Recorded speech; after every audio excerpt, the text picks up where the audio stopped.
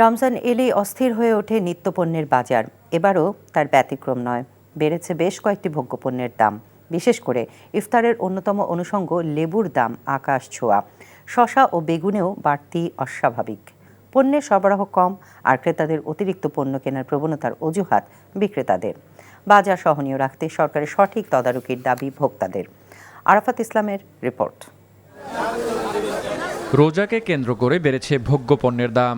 লেবুসহ কয়েকটি পণ্যের দাম যেন আকাশ ছুঁয়েছে এবার। রাজধানীর কারওয়ান বাজারে গিয়ে দেখা যায় পর্যাপ্ত সরবরাহ থাকার পরও বেড়েছে বেশ কিছু সবজির দাম। বেগুন ১২০ থেকে ১৪০ টাকা, শসা ১০০ থেকে ১৪০, আর কাঁচামরিচের কেজি ১০০ থেকে ১২০ টাকা। সবচেয়ে বেশি লেবুর দাম। আকার ভেদে হালিতে গুনতে হচ্ছে ১৫০ টাকা পর্যন্ত। মানুষের চাহিদা বেশি। মানুষ যেখানে আপনার এক হালি লেবু সংগ্রহ করার কথা ছিল বা কেউ লেবু নিত না, তারও লেবুর দরকার হয়। যে এক হালি সংগ্রহ করার কথা সে ৫ হালি সংগ্রহ করে।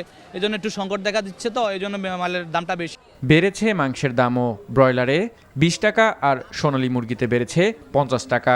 কেজিতে ৫০ টাকা বেড়ে খাসির মাংস ১২৫০, আর গরুর মাংস বিক্রি হচ্ছে ৭০০ থেকে ৮০০ টাকায়। ৬৮০ থেকে ৭০০ টাকা কেজি আজকে দেশি মুরগির দাম। ব্রয়লার এখন আজকে বাজার হলো ২০০ থেকে ২২০ টাকা কেজি। তারপর সোনালী হলো আজকে ৩২০ থেকে ৩৫০ টাকা কেজি আজকে বাজার। গাবতলী হাটের ভিতরে এক একটা গরুর প্রতি ১০ থেকে ১২,০০০ ১৫,০০০ টাকা দাম বাড়তি, যার কারণে আমরা বাড়তি দামে আনছি, একটু বাড়তি দামে বেচতেছি। ইফতারের অন্যতম অনুষঙ্গ খেজুরের দামও বেড়েছে। ক্রেতাদের অভিযোগ, সংযমের মাসের পণ্যের দামে অসংযমী আচরণ করছে ব্যবসায়ীরা। মুনাফাখোর চক্রের লাগাম টানতে সরকারকে কঠোর হওয়ার দাবি ভোক্তাদের।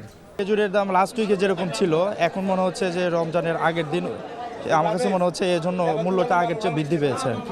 যারা বিক্রেতা তাদেরও আসলে দোষ না, মেন জায়গা থেকেই হয়তো সিন্ডিকেটটা চলে আসছে। সরকারের প্রতি আহ্বান যাতে রমজান মাসে স্থিতিশীল থাকে এবং কম দাম থাকে, যাতে আমরা আমাদের মতন গরিব যারা সুন্দরভাবে কিনে খাইতে পারে। আরাফাত ইসলাম, এনটিভি নিউজ, ঢাকা।